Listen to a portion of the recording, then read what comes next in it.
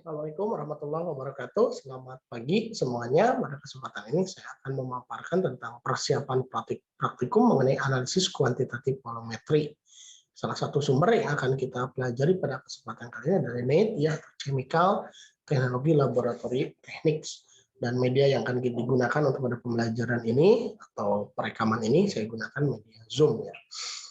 Kita simak terlebih dahulu peralatan nanti yang dibutuhkan pada titrasi adalah buret dengan statif. Silahkan Anda simak cara pemasangannya, karena ini merupakan praktikum pertama untuk kelas 10 tentang titrasi, ya.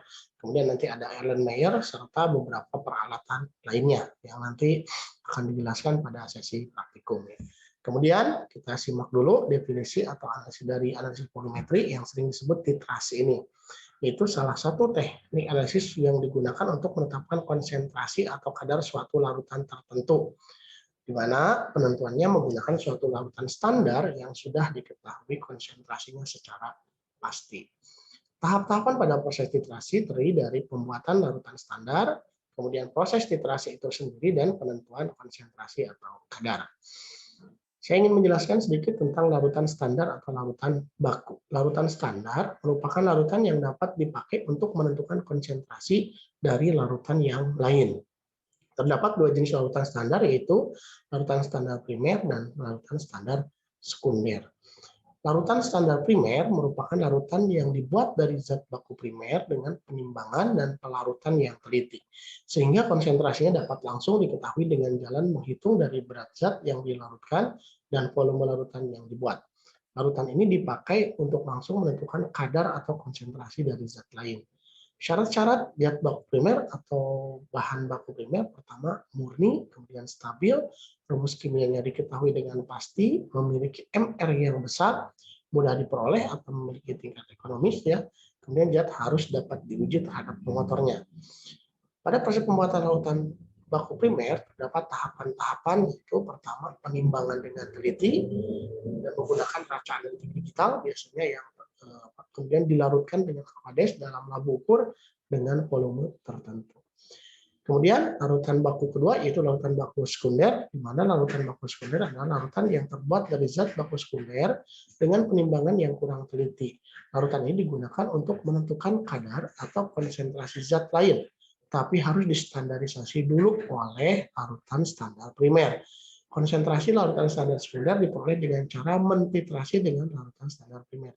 Jadi kalau larutan standar primer konsentrasinya diketahui berdasarkan perhitungan, kalau larutan baku sekunder konsentrasinya ditetapkan dengan cara mentitrasi oleh larutan baku primer, gitu ya, terhadap larutan baku primer. Contoh-contoh zat baku, inilah zat baku primer yang dapat digunakan untuk menetapkan zat baku sekunder, yang ada di sebelah kanan ini. Contoh asam oksalat ini dapat digunakan untuk menetapkan natrium hidroksida.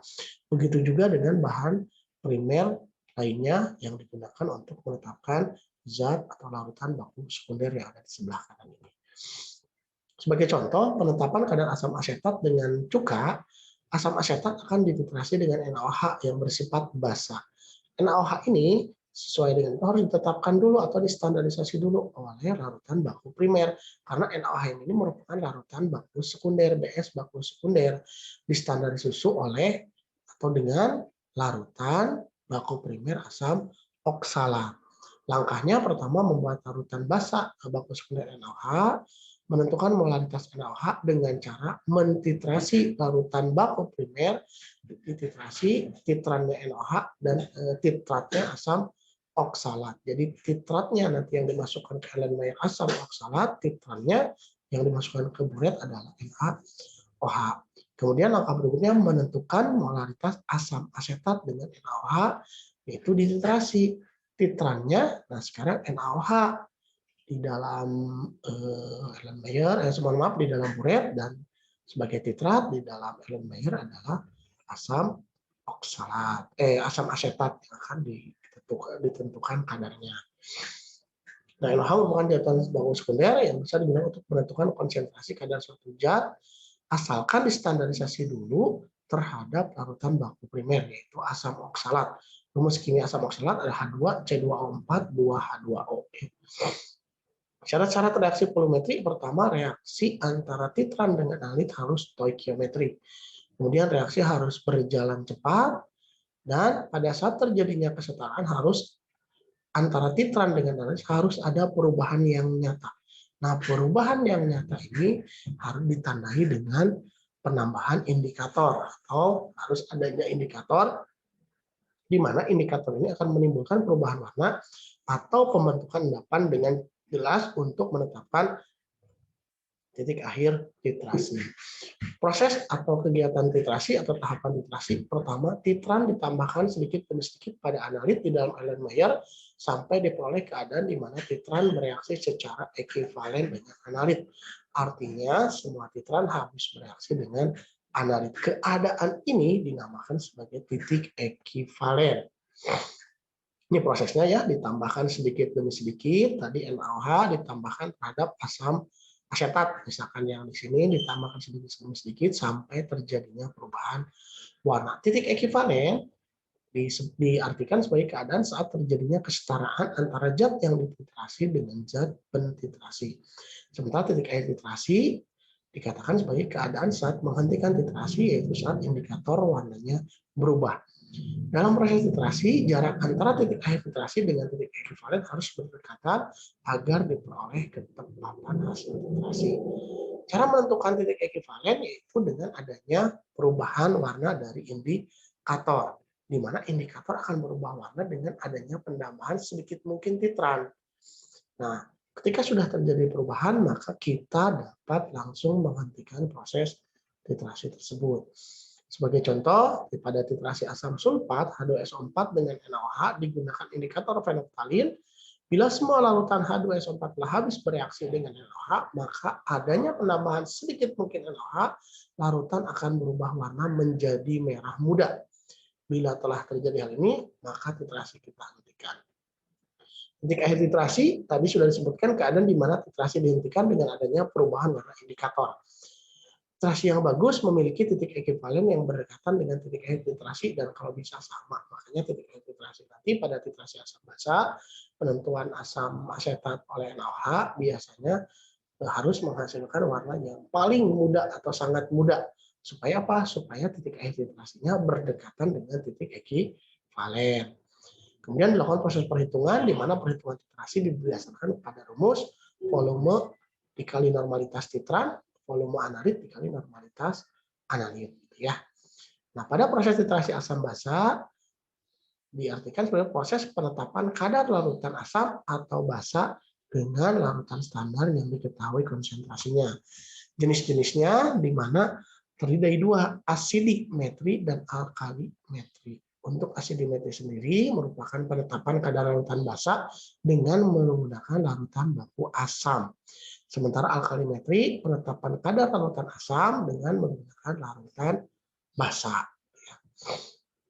Titrasi asam basa ini jenis-jenisnya dan nanti kita menggunakan indikator, ya.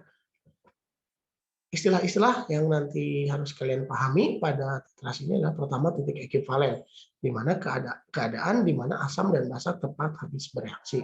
Kemudian ada titik akhir titrasi, yaitu keadaan di mana titrasi harus dihentikan tepat pada saat indikator menunjukkan perubahan warna. Nah, ini kalian nanti perhatikan proses perubahan warnanya. Dari tidak berwarna berubah menjadi warna merah muda. Kalau kalian bisa menghasilkan warna yang paling merah muda atau sangat merah muda, maka diharapkan terjadinya kesamaan antara titik akhir dan titik ekivalen titrasi. Ya. Ini sebagai materi pertama. Selanjutnya kita lihat proses dari titrasi itu sendiri. Sebentar ya, mohon izin Bapak kembali share screen. Sudah tampak di layar, kita coba simak video atau pemaparan dari Nate terkait proses titrasi.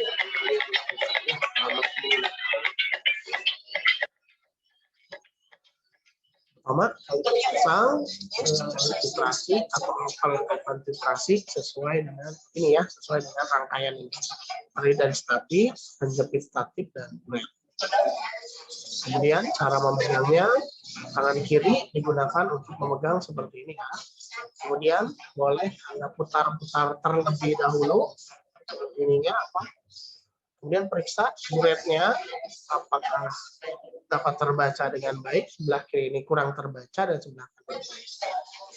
Kemudian silakan diukur ketinggiannya sesuai dengan tinggi mata kalian. Karena buret ini harus tidak boleh terlalu tinggi dan juga tidak boleh terlalu rendah cara pemasangannya. Kemudian lakukan pembilasan buret dengan larutan yang akan digunakan untuk ventitrasi. Dalam ini nanti kalian akan menggunakan NaOH. Jadi dibilas terlebih dahulu dengan NaOH. Ya. Kemudian dibilas. Setelah itu ditambahkan NaOH-nya ya. NaOH dimasukkan ke sini.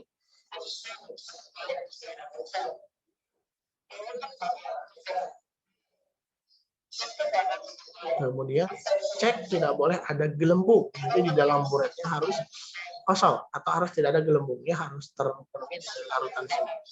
Cara menghilangkannya boleh dengan cara seperti ini ya, atau nanti ada teknik-teknik lain di laboratorium.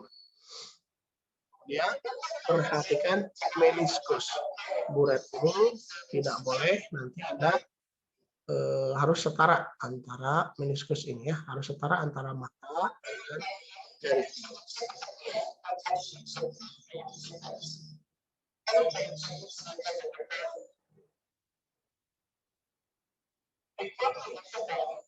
Kemudian perhatikan tanda meniskusnya harus sejajar dengan mata ya. Yang harus dilihat adalah bagian cekungan paling bawah yang bening. Kemudian diambil sampelnya nanti ke sini, di asam asetat tidak masukkan ke sini menggunakan volume, tambahkan indikator fenolftalin 1 atau 2 tetes ya. Kemudian dititrasi.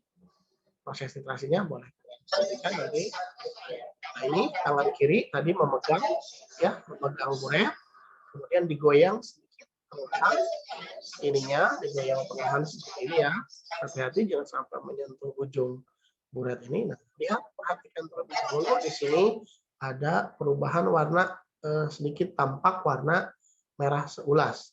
Nah, hati-hati jika nanti sudah berubah warna merah seulas ini harus dipelankan kerannya supaya tidak terlalu menghasilkan warna yang tua atau tidak terlalu melewati titik air.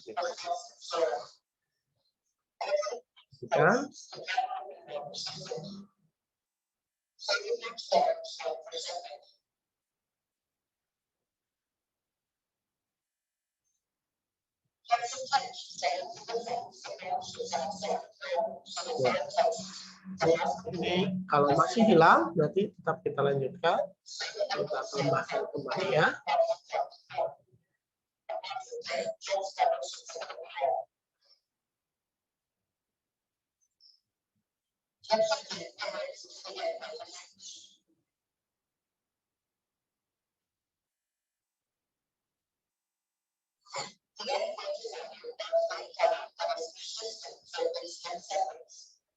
Nah, sampai didapatkan warna yang merah muda seperti ini. Semakin merah muda warnanya, maka titik akhir titrasi yang dianggap dekat, paling dekat dengan titik ekivalen dan proses titrasi dihentikan. Ya.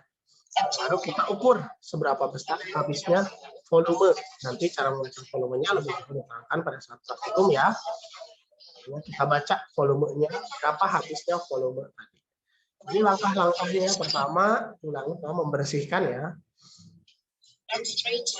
Kemudian membilas buret 2-3 kali di dalam fill, mengisi buret dengan larutan yang akan digunakan untuk mentitrasi. Menghilangkan bubble gelembung ini, caranya nanti diberitahukan ya. Kemudian menanda bataskan, drain to zero atau menanda bataskan. Kemudian membaca ya habisnya itu melihat meniskus, menambahkan fenolftalin indikator, kemudian melakukan proses titrasi ya, melakukan proses titrasi. Kemudian nanti ada proses setengah tetes, nanti dijelaskan lebih jauh ya.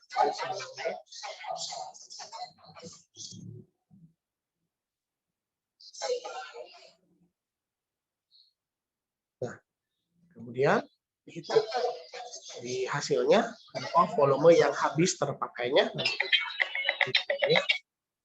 Demikian anak-anakku pemaparan yang memang bisa Bapak sampaikan untuk persiapan praktikum titrasi sederhana, penetapan kadar cuka atau titrasi asam basa, penentuan kadar cuka metode volumetri ya yang akan kita lakukan pada saat sesi praktikum. Terima kasih atas perhatiannya, Bapak Hairi. Assalamualaikum warahmatullahi wabarakatuh.